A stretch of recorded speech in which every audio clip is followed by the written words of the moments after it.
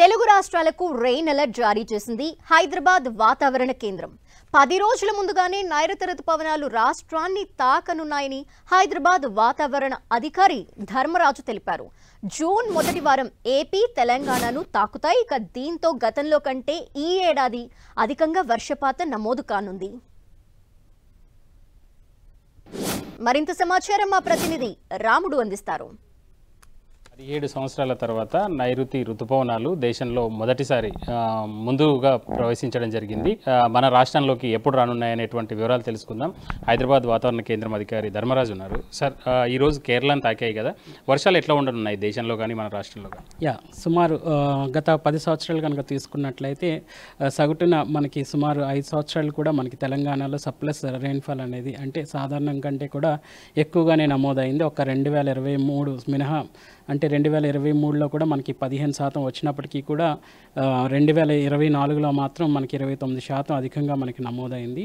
So 20 నుంచి 24 వరకు తీసుకున్నట్లయితే 23 మినహాయించి మనకి అన్ని సంవత్సరాలు కూడా మనకి సాధారణం కంటే అధికంగానే వర్షపాతం అనేది నమోదైంది. ఈవెన్ 22లో కూడా 49% అధికంగా వర్షపాతం అనేది నమోదవడం కూడా చూడొచ్చు.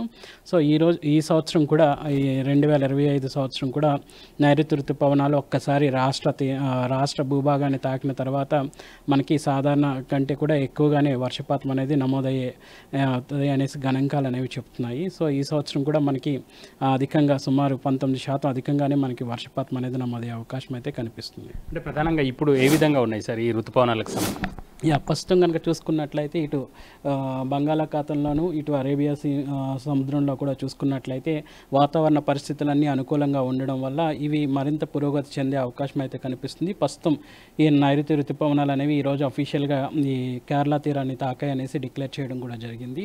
సో వాతావరణ పరిస్థితులు కూడా అనుకూలంగా ఉండడం వల్ల ఇవి మరింత పురోగతి చెంది ఇటు ఇంకా ఉత్తరం వైపు కదిలే అవకాశాలు అయితే కనిపిస్తున్నాయి. మన తెలుగు రాష్ట్రాల్లోకి ఎప్పుడు వచ్చేటువంటి అవకాశం?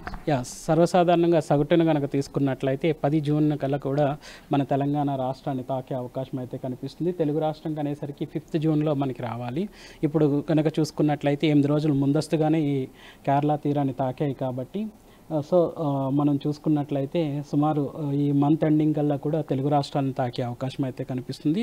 అలాగే జూన్ 1వ తారీఖు కల్లా కూడా ఫస్ట్ వీక్లో కనుక చూసుకున్నట్లయితే మనకి తెలంగాణ రాష్ట్రాన్ని కూడా తాకే అవకాశం అయితే కనిపిస్తుంది. గడిచినటువంటి 10 రోజులు లేదా 2 వారాలుగా ఉష్ణోగ్రతలు తగ్గాయి. ఈ ఉష్ణోగ్రతల పరిస్థితి ఏ విధంగా ఉండొచ్చు, ఎట్లా కొనసాగవచ్చు?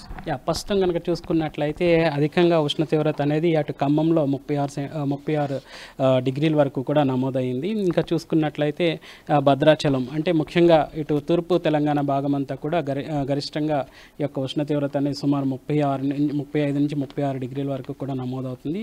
చాలా చోట్ల కూడా చూసుకున్నట్లయితే సుమారు 32 డిగ్రీల వరకు కూడా నమోదవుతుంది. సో రానున్న 4-5 రోజులు కూడా ఈ యొక్క ఉష్ణ తీవ్రత అనేది 35 తక్కువ కంటే నమోదయ్యే అవకాశం అయితే కనిపిస్తుంది. గతంతో పోల్చినప్పుడు మంచి వర్షాలే వచ్చేటువంటి అవకాశం ఉందని కూడా, అంటే ఏదైతే సాధారణ వర్షపాతం ఉంటుందో దానికంటే అదనంగా వర్షపాతం నమోదయ్యేటువంటి అవకాశం ఉందని హైదరాబాద్ వాతావరణ కేంద్రం అధికారులు చెప్తున్నారు. కెమెరా పర్సన్ కనకరాజ్తో రాముడు, 10 టీవీ, హైదరాబాద్.